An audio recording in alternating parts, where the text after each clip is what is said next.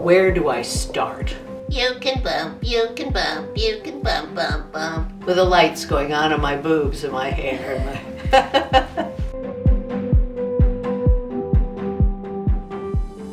I'm Emily Soell. I am president of the board of the Sharon Playhouse. Actually, I grew up in New York City, so Manhattan is my hometown. I decided I wanted my own house. I didn't want a house with a husband or a boyfriend or anything like that. I wanted my own house. I walk in this house and I went, oh! That was a Saturday. A Monday I put a bid on this house, and Thursday I owned a house. And it was like, oh my God, where is that house? I don't even know where it is. But that was about 30 years ago, and I'm here to this day.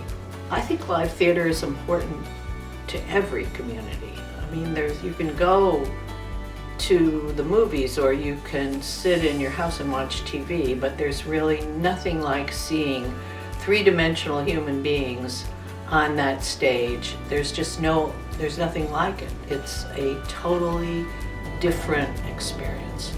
So I think it's important to every community, but I think the thing that's important about it in this particular community is that, first of all, we can offer such great theater to people who either will never get to New York or never want to go to New York. They want to be in their own hometown and see wonderful things, and that's what we have been able to do. And the other thing that we do,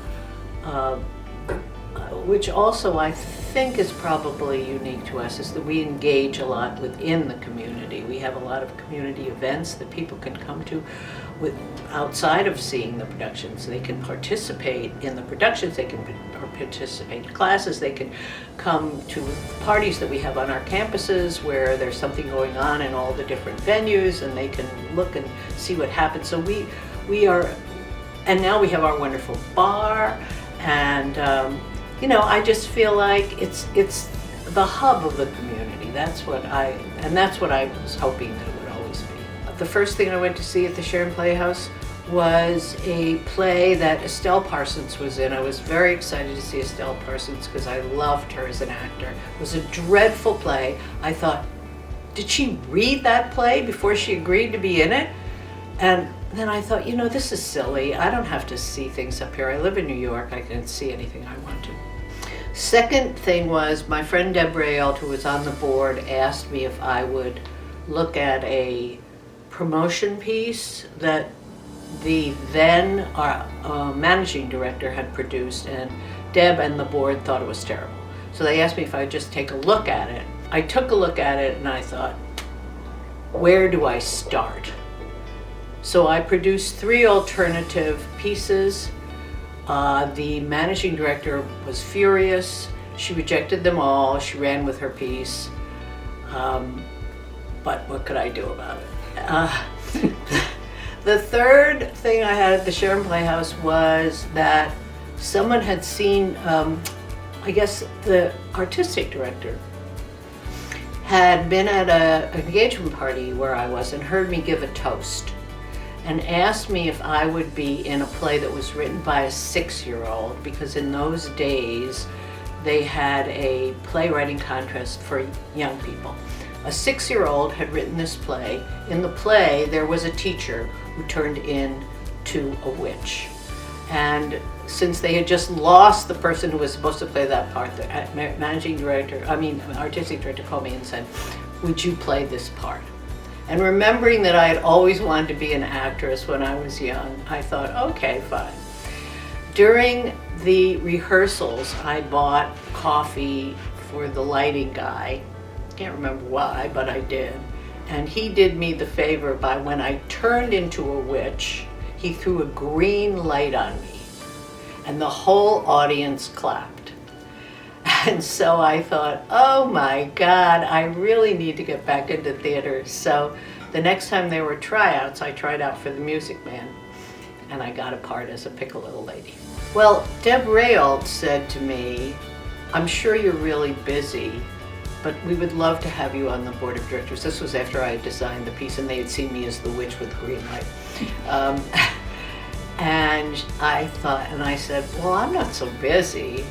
which was probably one of the biggest mistakes I ever made, because I got put on that board, and that was so long ago, I can't even remember how long ago it was. Well, I became president, I was secretary for a while, and then I became vice president when Bobby was president. And when Bobby decided that she needed to step down, I was right there. And as a matter of fact, she said, we'll just switch roles. You be the president now, I'll be the vice president. But this was her way of creeping out the door and leaving me as president. The year that I became president of the board, we lost our artistic director and our managing director just before the season started. We hired a managing director and an artistic director, which turned out to be a really bad mistake, especially the managing director, who told the board that we had broken even. But the reason he told the board that we had broken even was because he used all the money that we had collected at the annual appeal that was supposed to pay for the next year to pay off last year's debts. So all of a sudden we had a full program scheduled, we had contracts written for everyone, and we had no money.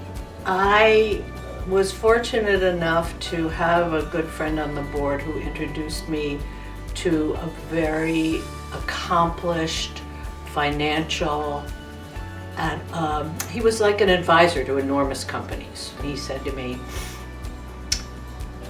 well, obviously you have to shut it down. And I said, shut what down? And he said, the Playhouse. He said, there's nothing to do, you have to declare bankruptcy. He said, now I will help you declare bankruptcy in the most advantageous way for the Playhouse. But in my mind, I thought, over my dead body. And somehow I found another board member, and between him and myself, we put the money up. And the Playhouse survived. And believe you me, neither one of us thought we'd ever see that money again. But we did. I'd have to say one of them was the wedding singer, where I played this grandmother who did a rap song and a rap dance. And I had no idea how to do either one of them. And I managed to do the rap song, but the rap dance, you know, I am a terrible dancer anyway, and the moves that they wanted me to do, the worm where you crawl around the floor, and and I thought, like, how am I going to do this? So the director came up with this brilliant idea that he would dress this other girl who looked something like me, the same body type and everything, in the exact same outfit. And as I was singing the song, I would go off stage like I was coming right back in, but she would come in and do the dance. And then as she went off, I would come back in and finish the rap song. And I have to tell you that my own brother, who saw that show, said to me, how did you learn how to dance like that? Then, of course, the other one I loved was when I was cast in Gypsy as the oldest stripper they have ever cast in Gypsy. And Karen Ziemba, who played Mama Rose, and the other two girls that played Gypsy were 26 years old, and they would open their mouth and out came Broadway. And I thought, oh no. And so Karen Ziemba, who played Mama Rose, says to me, you know, you can't compete with those girls. And I said, yeah, tell me about it. She said, I'm going to show you how to do that part, and you're going to steal the show every night. And she did. And I did exactly what she said, and I stole that show every night because I just did an entirely different thing, which Karen showed me how to do than the other two girls. So that was fun. Don't try to sing like a strip. Don't like to try to sing. She said, you just do like, You can bump, you can bump, you can bump, bump, bump. That's how I did Miss Electra, with the lights going on my boobs and my hair. When I first joined the Playhouse board, the Playhouse was peopled by mostly, I would say, 95% locals. And it was great, it was fun. I mean, people would come and see their friends and neighbors making fools of themselves on the stage, and they loved it. And people loved playing in it, and we would have maybe 2 or 3 equity performers. That's all, and the rest were local. I mean, so you can understand that the productions weren't top-notch. And for someone who really knows theater like I did, because my parents have been taking me to theater since I was 6. So it wasn't, but it was fun. We had an artistic director once who took over and had a vision of what the Playhouse could be, and brought us into an equity contract, not the equity contract we have today, but a fairly robust equity contract that enabled us to do casting that was really much more professional, and it lifted the quality of the theater precipitously. Now, as it lifted the quality of the theater, it also lifted the costs, because now we had to pay equity people and we had to house equity people. So now we're faced with deciding what our theater is growing up, and we don't know what we want to be when we grow up.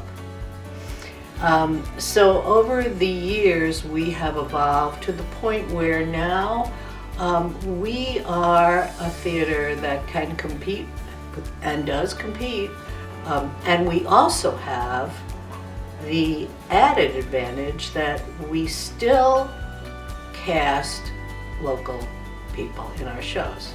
And so that's why we can say that we're a teaching theater, because everybody learns from everybody else. But that's sort of a unique selling proposition for us. The youth stage is the jewel in our crown. I mean, Michael Baldwin took a totally benign youth theater program and has turned it into such a jewel. We now are so successful, we can't even accommodate the number of kids that want to participate in it. The quality of the shows, I mean, well, first of all, Michael started to put those kids on the main stage to do productions on a big stage, which was a total breakthrough, because before they were just doing it in the Bach Gallery and it was like, oh, kids theater. But now they're on the main stage like every other professional actor, which makes it really much more exciting for them and much more exciting for everybody in the audience to see. And we have tremendous classes for kids, but now we've even evolved that so that there are many, many classes for adults who just want to enhance their skills or just want to have a new experience. I mean, a board member last year who had never done anything on stage at all, one of our board members took a scene study class and was in a scene. It's just, a really wonderful, fun thing to do. Every season I look forward to. And every season I think, oh my God, this is the best season that we've ever done. And who knows? I mean, that's always my hope. So I'm always on tenterhooks. I'm always excited about everything that we're doing. I don't think I have missed an opening night performance ever. I mean, since I've been president of the board, simply not. And so I'm just looking forward to it the same way. I'm looking forward to what Carl and Michael are going to pull off this year.